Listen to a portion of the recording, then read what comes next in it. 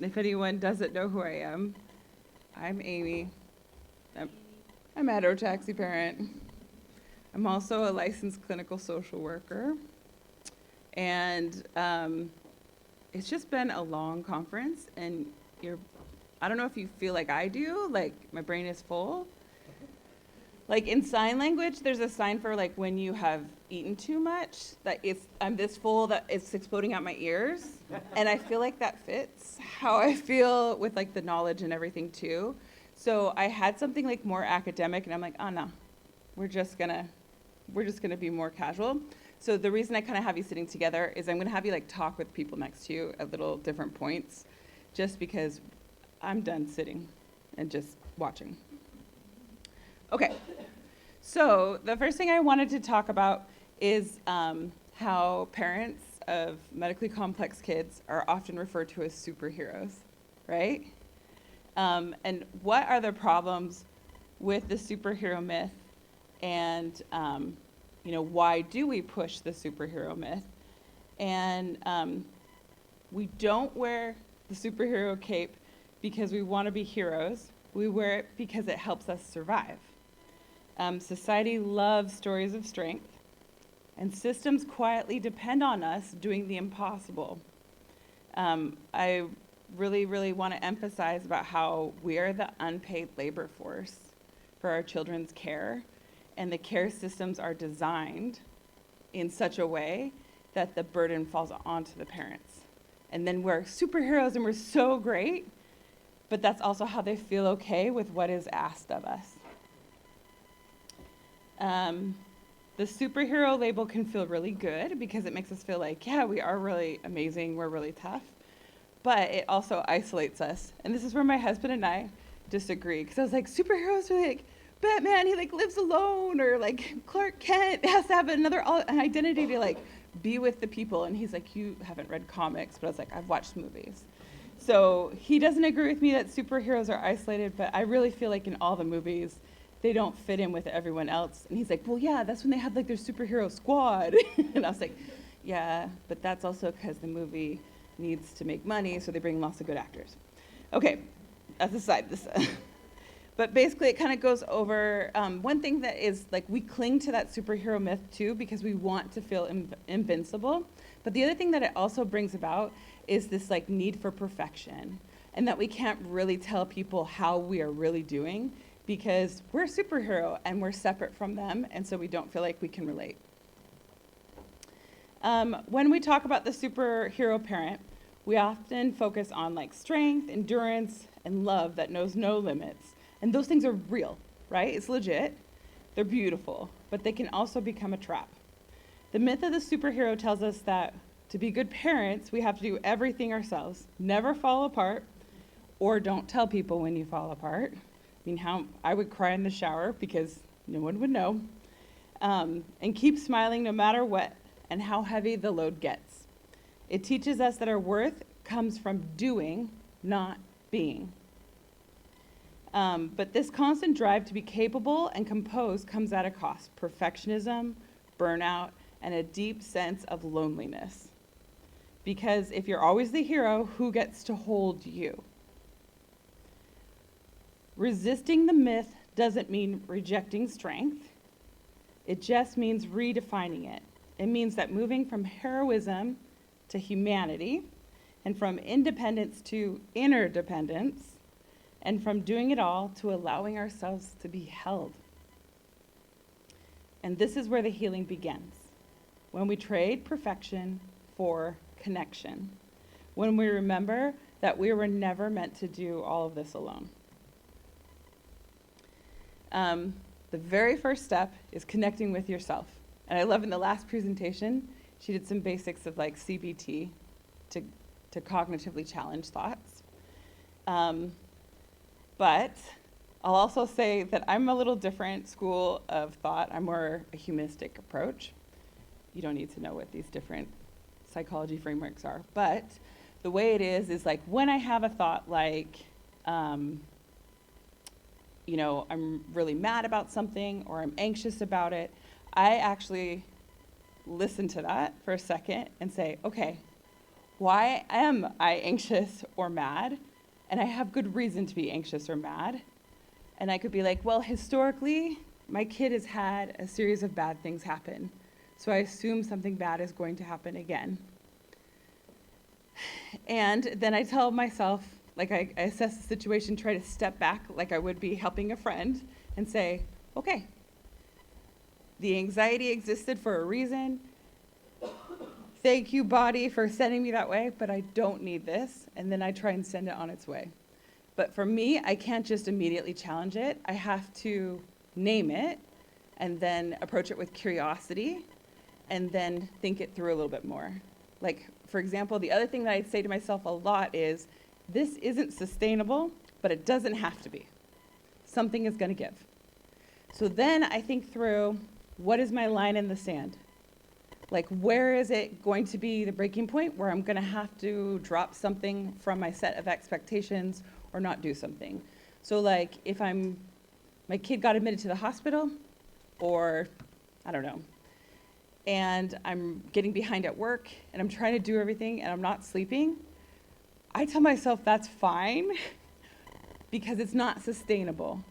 And so I'm like, when I get to the point that my work is really sloppy, or I'm snapping at my family members, or I just can't track what's going on, I recognize that I'm gonna drop something, and I'm gonna drop work.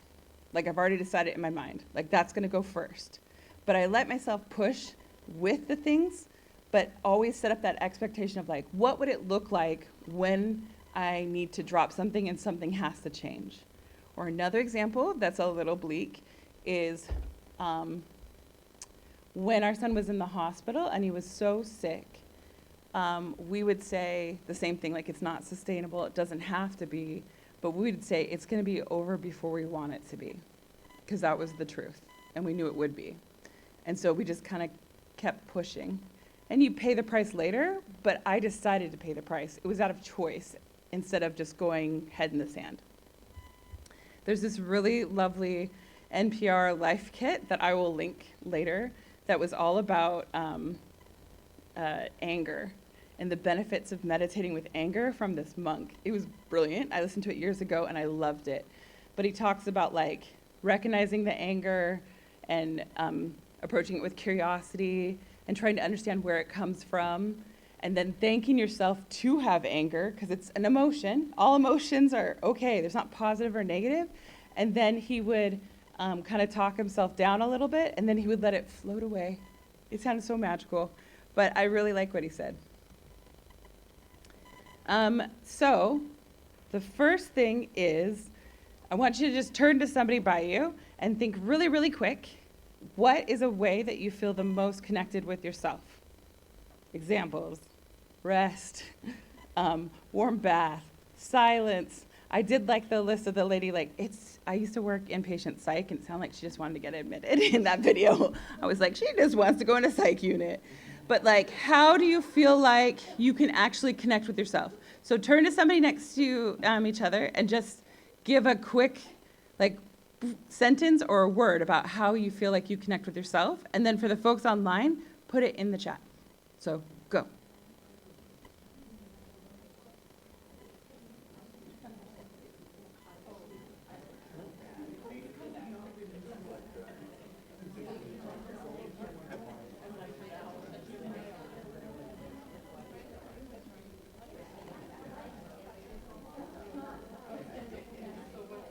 Okay, I can tell obviously that we do need to talk. So I am gonna like start just skipping kind of through slides and we'll just go through it real quick. But let me plow through this next one, okay? So if you've gone through like basic school stuff where they talk about like social needs and stuff, we all talk about Maslow's hierarchy, right? Have you guys heard of that before, right? Maslow's hierarchy. Well, what happened is he actually got a lot wrong. So he studied the Blackfoot Nation and missed a ton of concepts from them. The whole fact that it's a hierarchy wasn't how they see things at all. And so it makes it look like you have to like reach each thing. So like me as a social worker, they're always like, you have to get housing, you have to stabilize things before people can heal. Nope. What's closer to what the Blackfoot Nation teaches is that it's not self-actualization at the top, it's actually community actualization. And that is actually where healing can be. They also believe that we are born with innate worth already. We don't have to achieve self-actualization, we already have worth. Then we can start to heal by a community, and we can advance ourselves by, what do they call it? They call it like cultural propriety, but like connecting with your ancestors and your children is also part of it. So the other thing to just realize is that healing and purpose can happen anytime because they happen in a relationship. We don't climb to healing, we belong our way there. So let's go to the next one, and I will let you have more time to talk because we need to, huh? So something that I've seen a lot of at this conference is a concept called access intimacy. And it's kind of, the way to describe it is like it's that deep exhale when someone just gets it. Like there's no explanation needed, and it's not like you have perfect access or like you're perfectly understood, but it's about having shared humanity. And I've heard kids say or adults say like, oh, they just get it. Like I'm with people that just get it. So Mia Mingus is this disability advocate, and I will put a link to like her whole lecture because it like blows your mind. But she just talks about how access intimacy is that elusive, hard to describe feeling when someone else gets your access needs. And she also goes on to say too, it doesn't mean that the access needs are actually met, but it's just like you just get each other and you know that you will support one another. And it brings us people closer, and it builds and deepens connection. So how do we have access intimacy in the heterotaxy connection community? Access intimacy is that just like invisible thread of understanding that runs through the conference. That feeling of finally being known without needing to explain.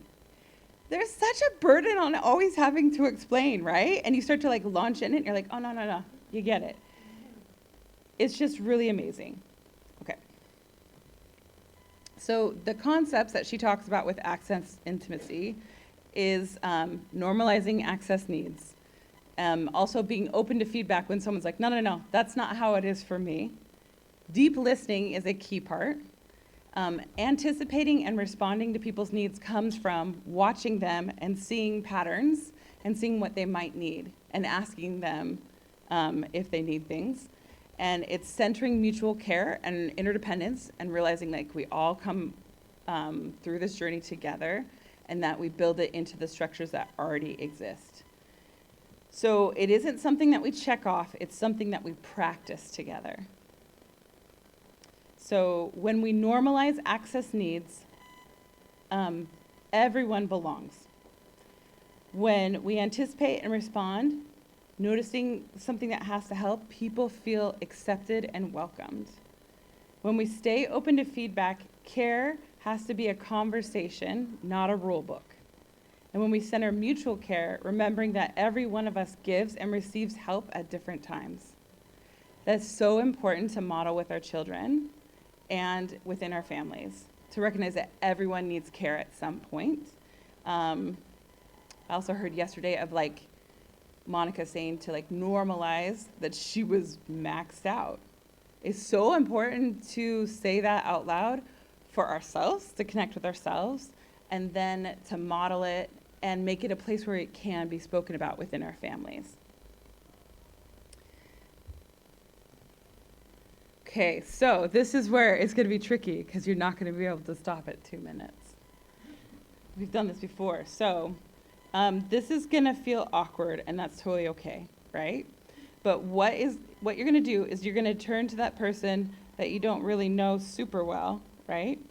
But you've met at the conference. And we're going to practice just sharing something that's been like a bit of a burden on you or something that's frustrated you or whatever. You don't have to go super deep, but it can just be something that you've been struggling with a little bit. And then the other person that you're talking to, so you're in groups of 2, they just have to listen. They don't say anything back. And then we'll stop at 2 minutes, and then switch. But the really important thing is, while the person is talking, this is hard for my little neurospicy brain, you're listening not to respond, but you're listening to just understand and be. That's it. Okay? So, does everyone have, we're not threes anywhere? Oh, April and Alicia, come up here, come up here. And then people online, I guess you just kind of write it out. But okay, first person, go, 2 minutes.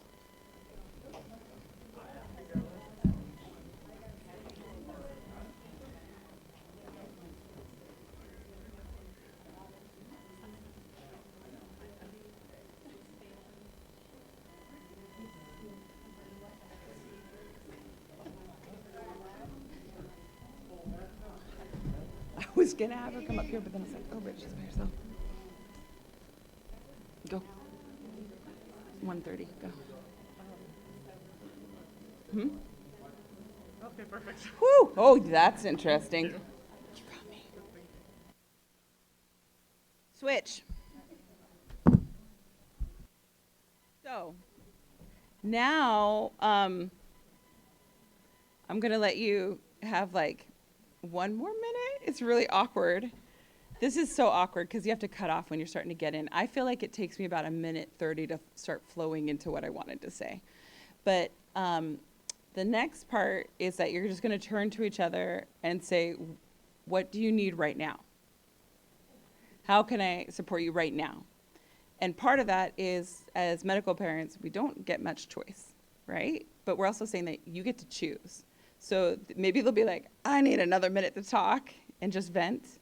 Or they're like, what do you think? Or could you just like give some feedback? And if they ask for feedback, you're just validating what they're feeling, or you're just giving it back.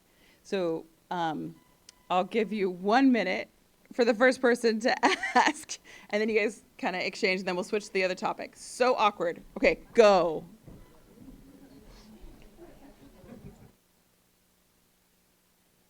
Really switch if you can. This is what you get for taking away 5 of my minutes. Just like recognizing that. First thing is, one more thing, actually, and then I love that the mic is live and then you'll mute it. I just want you to reflect with the person how it felt just to be listened to, and maybe how you will take that with you moving forward. Okay, 1 minute. That's all you get. Okay, sorry. Okay, now I'm going down. All right. So, relational healing is, I'm reading this book right now, which is called Counseling Skills for Companioning the Mourner. And in it, there was this quote that just like super resonates with me. And it said, compassion is not a relationship between the healer and the wounded. It is a relationship between equals. Only when we know our own darkness well can we be present with the darkness of others. Compassion becomes real when we recognize our own humanity. And oh crap, Monica, I didn't ask you. Can I share about what your daughter did? Okay, I didn't ask. I'm so sorry. But it really resonates with me because like in order to sit with someone else's pain, you also have to be willing to touch on your own. And that is the problem with people. That's the problem with people. That is the problem with people that maybe don't necessarily know the same struggles. Maybe they don't know medical struggles, but there's just like some people that you don't see like really big struggles. They haven't had the struggle. And I guess I would say like the families that seem to struggle the most that we work with at my facility, one of the palliative docs said they don't know struggle. And so right now they're learning how to struggle. So people that have had like a harder life or a lot of things come at them know how to struggle.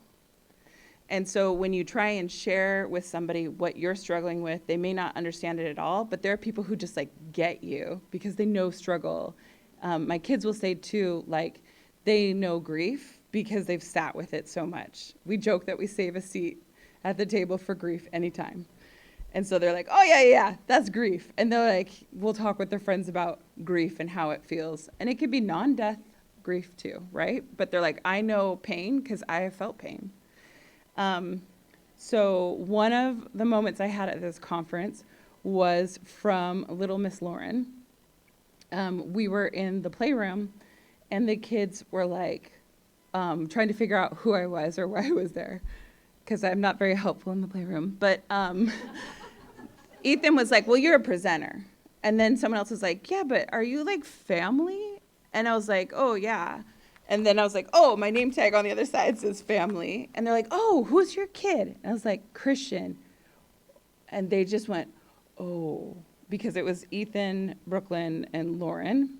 And they just knew right away who Christian was. Ethan's like, his birthday's on our calendar. But Lauren just got really, really sad in this moment and just like was feeling it. And I see this with kids sometimes when they just feel it. But she was like, my cat died. And it was really, really hard. And I was like, And that's really normal. I hear about pets dying or grandparents dying. And this is actually a complaint my kids have. But then Lauren took it a step further that I've never heard a kid do ever. And she said, that was so hard for me. I can't imagine what it would be like to lose a child. Because losing a cat it makes me so sad. I'm so sorry. Bowled me over, right? Because she went the extra step. Kids don't make that step. And that's really like on that part of like, she had to sit with her own pain to start to try and understand mine. Beautiful community. And then I like stumbled through it, and I was like, I have all this training, especially in grief counseling. And I couldn't talk to a kid in that moment because it just caught me completely off guard. That's okay. I'm a person too. Okay, so it's just really about sitting together in pain. A burden shared isn't necessarily lighter, but it's different than a burden carried alone. I think it was like a problem shared is a problem divided, and joy shared is joy multiplied. I really like that. But it's really just about like being with each other and sitting in that. It's really also understanding you can't make the pain disappear. I don't want the pain about the loss of my son actually to go away. This is a really weird concept. I'll talk to you about it anyway. But I call it that there's like a toll bridge to where my son is. So I think that he like exists on an island of like memories kind of thing. And I have to cross a bridge to spend time with him. And there's a toll on the bridge. And sometimes I have to pay it both ways, and sometimes I only have to pay it one way. Sometimes I'll start to want to think about Christian, but it will be really painful. And so I have to pay that toll to get to that spot to spend time with him. Or there's other times, especially like in dreams or other times, where I have a memory about him and start to think of him, and then I have to pay the toll on the way back and feel that pain. So that pain actually is part of what connects me still with my son. So people will be like, I want to take away your pain. I'm like, no, I have to be able to pay the toll to spend time with him. There wouldn't be pain if he was here. Well, kids are a pain, but that's just how it works. Like the pain is part of my relationship. So connection isn't just in the present, but it's also forward and backwards, right? It's ancestral. So within that like Blackfoot teachings, they talked about cultural propriety. So it reminds us that connection stretches us both directions and that we inherit wisdom and we pass it forward. So, and our children's lives become part of the lineage. So healing happens when we honor what we carry and we decide what we'll pass along. So, how much time do we have? It's hard to tell you just 2 minutes, but just think for a second and turn to your partners again. Sorry, Allie, I made you sit down. Think of some wisdom or some coping mechanisms or something that you inherited from either your ancestry or your culture. And the thing is that we usually just think about like who we know, but the fact that we live where we live is because people like moved. Like I've been thinking so much about this because my great-great-grandparents moved from England, and another set moved from Germany, and they moved to a place just like a half hour from here. And then then my great-grandparents met, and then my grandpa was born here in Boston, and he went to MIT and then moved to Seattle to work for Boeing. And so that's like how I ended up in Seattle. But the other part of it is that like my great-great-grandparents from like Germany, when I looked through the census, they didn't have any jobs because it was like really, really hard to work. And so like my great-grandparents like dropped out of school pretty early so they could help support the family. And then you look at my grandpa going to MIT and then everyone like having degrees. It's all because of like what they sacrificed is where I am. Does that make sense? Okay, so think about it for a second. And then how about instead of going back and forth, right? I'll just give you 3 minutes and you just talk with your friend, right? The question is, what do you carry with you and what do you want to pass along? I've been thinking about it with myself, so I guess I'm good. Hi, Daniel. But what do you guys have? Time. That was time. Okay. So, this is something a little different. I've done it in other places. I don't know, it might feel awkward, and that's okay if it feels awkward. You don't have to do it. But I want you to think of somebody whose strength or love that you draw upon and who loves possibly like your child or you. And there's somebody who have died. Like great-grandparent or somebody like that. So think of somebody. You got it in your head? Okay. So what I'm going to do is I will count to 3, and I just want you to say their name out loud. Like just in a normal voice, but to say their name. Understand? Okay. So 1, 2, 3. It does feel awkward a little bit. But think about this. What you are doing is bigger than you now. And the connection you feel with your family is more than just now. And when you think about the connections of the people that came before you that got you into this place, you also recognize that they instilled like strength in you, and connecting with them also helps you feel like you can go through what you're going through. They may have never done the same thing, but they have done similar things.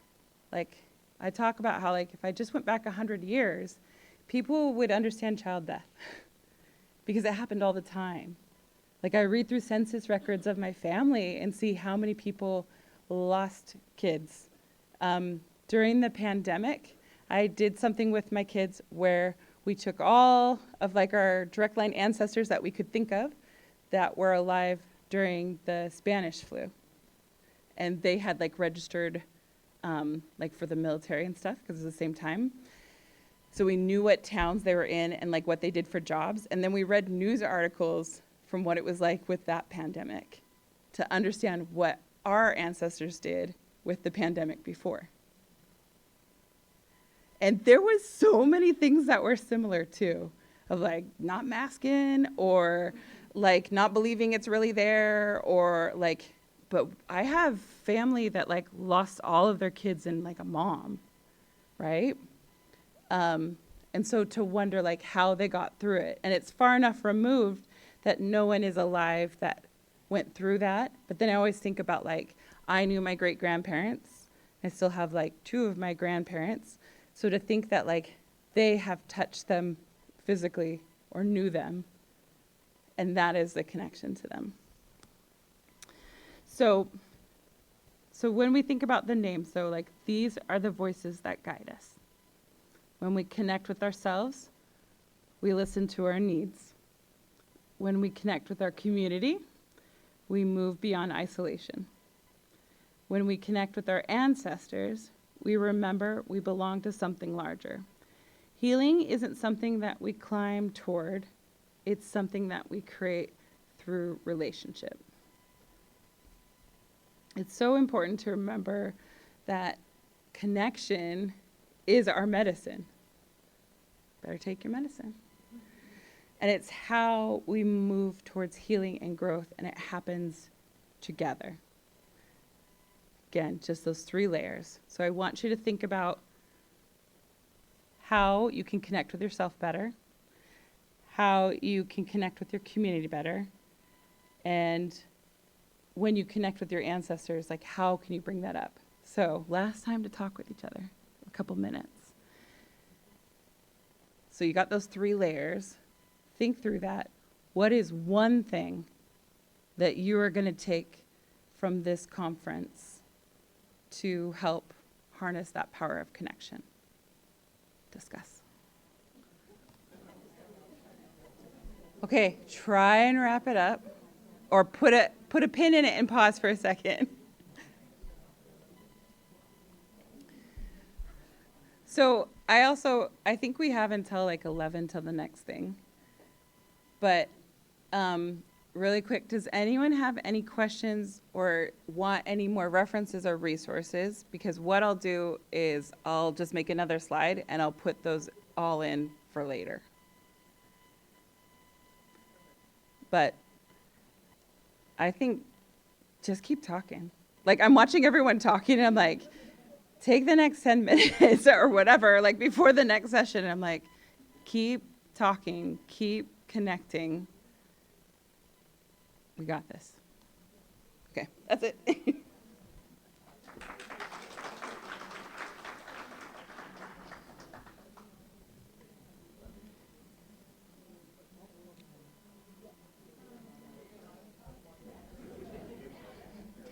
I won't report you if you talk to somebody that you know from your family now or like that you will see before the next conference. Talk with everyone.